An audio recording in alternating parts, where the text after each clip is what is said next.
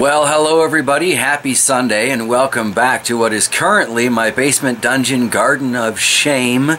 I have to be honest and admit to you guys, totally gapped on watering the tiny peppers last week. I thought I had done it, and then there was some uncertainty, and when I came downstairs, I lost 6 out of that little tiny pepper collection. So let's start taking a look at what's left there and how they're doing, and we'll just kind of cruise around the dungeon from there. Alright, starting to the left of the little pepper collection here, we've got this one flaming caddy. It's always kind of limp, but it's got the weight of water in there. I don't know, for some reason this one's not doing well. Most of these do pretty well. I mean, they seem to be a pretty sturdy plant. It's a good one for beginning houseplant keepers, really. It's like the spider plant there, almost unkillable. That one gets watered like once a month, and yet it still lives. Down here we can see the parsley perking back up because it got watered when I realized yesterday things had gone terribly, terribly wrong. And yeah, a volunteer tomato. What a surprise. Those just never happen in my garden. I'm going to transplant that out and see what grows from there.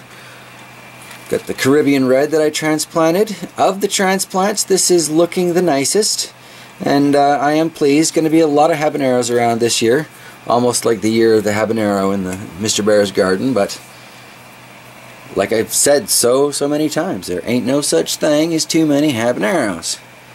We can see the last 2 of the die-offs. I actually thought that they would take water back up when I watered things yesterday, but clearly they didn't. Everybody else is perked right up though, and these all pretty much looked as bad as those 2 I just pulled out. So in the back here we've got, I think this is, yeah, garden salsa. Still got its little flower buds on there, but I've been switching the formula I'm using to fertilize now, and it's a little heavier on the nitrogen, a little lower on the other 2, potassium and phosphorus? I don't know. Why does that escape me at the moment? Anyway, little lemon habanero in the back there. These all need to be dusted for aphids, but they were so weak when I came down here yesterday that I really just wanted to be super careful with the paintbrush and not rip off any more leaves than was absolutely necessary. These 2 Hungarian Wax Chilies here. This one I don't have very positive feelings about, but this one I noticed, even though the top was nibbled off of, it's just kind of sending off more shoots from the side, so there might actually be a future for that plant still. Got a few Naga Vipers in here, and I think these are the big chocolate Batmans, this one and that one there. So it's going to be interesting. Still got one of the Santa Fe Grande peppers. Put a couple kale in here to see how they do under this 40-watt light. I'm guessing they're going to do pretty well. It's the kale over here in the bad DWC garden. I mean, it's good for kale. It's just bad for peppers, right? But look, the water level here, they're totally drinking. There's no question to that. And somehow some of these peppers are struggling to hang on. We got a Naga Viper here that's, I don't know, almost looks like, you know those rock candy sticks they used to make years ago? Kind of looks like that, really. But we've still got good, thick, almost plastic feeling kale leaves going on here, so clearly this DWC tote does work for kale. I'm not getting a lot of light on that one there, are we? But yeah, total bummer on the peppers there. I was really expecting it to work a lot better. Quite some serious root growth on a lot of these plants, but most of those roots seem to be attached to little kale cups. Anyway, still an interesting experiment, and I think it has worked out well, like I'm saying, for the kale, and it's probably going to work out well for chard once I sprout a few of those. So we're just going to have to see. And then I'll try and block out that. Can't really block out that light, but here's the pitcher plant. This thing is just growing nuts. Super excited about that. It's gotten huge. For a plant that's been threatening to die so many times, this thing is just massive. I've been coming down every once in a while and kind of wiping off most of the leaves. I suspect that's been helping because, I mean, obviously that dust is going to make for some filtering of the light, isn't it? Got a lot of new growth on this one here. This is going to be interesting watching this over the next couple of months, especially as I get more lights going down here. So yeah, there are some good things going to happen with that there. Panning down, Look at this cooler. This is actually going to end up on the farm channel when I get around to making a chicken incubator. I only mention it because it's full of more of that foil stuff that I've got for the walls. But yeah, one of these bags every day, so I'm free to take like 7 of them a week. Before I know it, this whole place is just going to be bright as can be. And it's, you know, it's bubble wrap, right? So it's going to provide a tiny bit of insulation for me too. And check this out. I found a new type of, well, new to me anyway, type of seed starting tray. So of course I had to pick it up. It's got these little honeycomb type hexes that it swears help the roots grow down as compared to around. So I figured it's $8. It's got the little top on it and everything. We're going to plant this out pretty soon. It is 72 cells, so I've got a lot of options that I can put in there. I know some of them are going to be tomatoes, because it's getting on time, only 2 months to go, so I'm not messing myself up too bad if I go tomato crazy. But yeah, I'm going to be really curious to see how these come out and whether or not they are in fact less root bound in there. Because for $8 a tray, 72, you know, cells, that's not a bad deal, really. And they're, you know, comparable in size to those tiny shot glasses, so I'm hoping some good stuff will come out of that. While we're looking downward, let's just kind of pan over to the floor garden here. Oh, so many changes need to be made here. Camera doesn't like to focus on this anymore. Looking down here, we've got that one mint. It comes, it goes. It's not looking incredibly happy. I might just let this die off and put a bunch of spider plants or something in there, because spider plants just do fine, don't they? You know, there's a perfect example. There's like 2 of them stuffed into this little tiny planter. And they're doing just fine. There's a Dieffenbachia cutting in here somewhere. I keep watering it in hopes that I'll see it grow. We've got yet another Caribbean Red Habanero. This is not looking great, but I don't think the DWC is to blame. I think it's the fluorescent light. And if it had, you know, something like that 40 water above it, it would probably be a pretty content little pepper. Some more spider plants on the floor back there. The Sugar Rush Cream. See that? Healthy growth at the bottom. Top of it looks like tar, but the bottom of it, some good healthy growth. The MOA Scotch Bonnet beside that, surprisingly still alive. Yes, yes, very impressed. However, I think we require a moment of silence for the remains of the El Oro de Ecuador. This taps floats quietly through my head. And moving on from there, we do have easily the most successful overwintered plant. This is the mouse melon.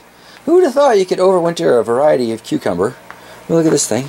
It's growing up over the light there.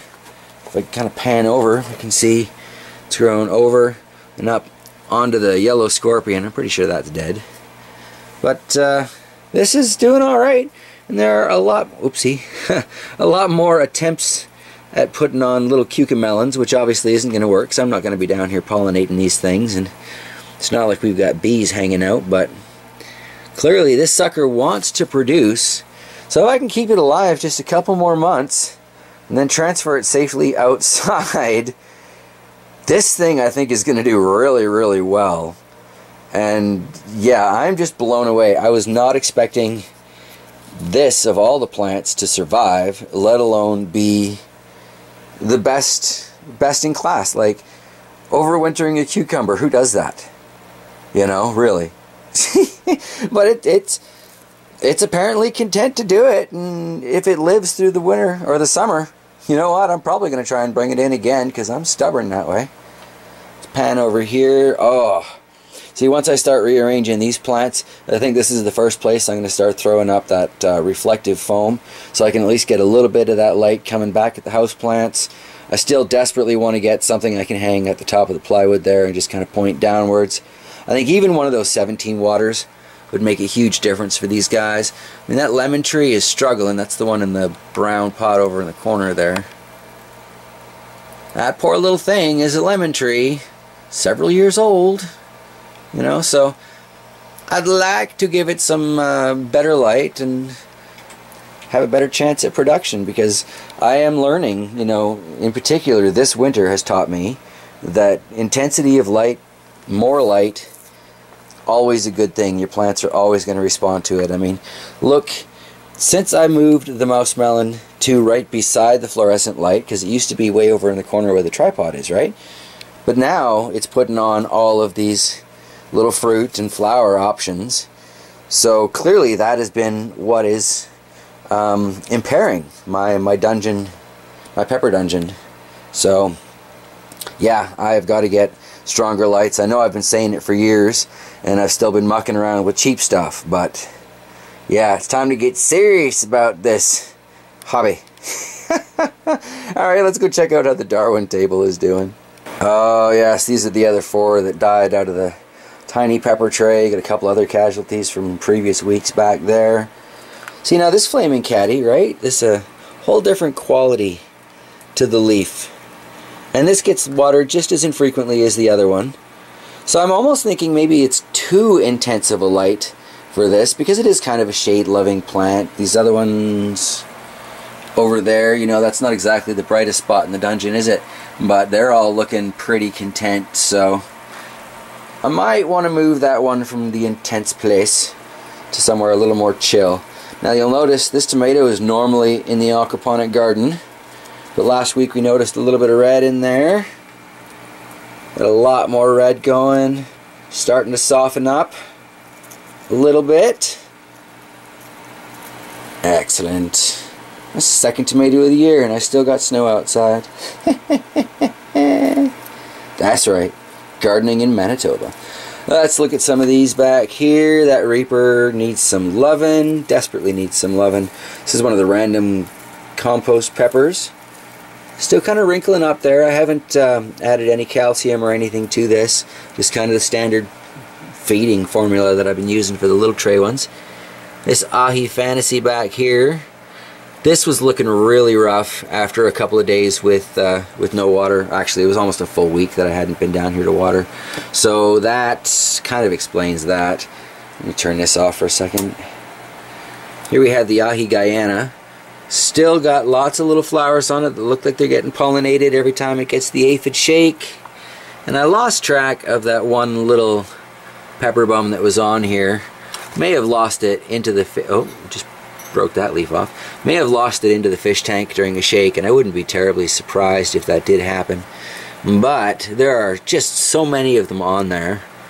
I'm thinking I need to make a special blend of the plant foods for this one, something that is more towards that fruiting and flowering.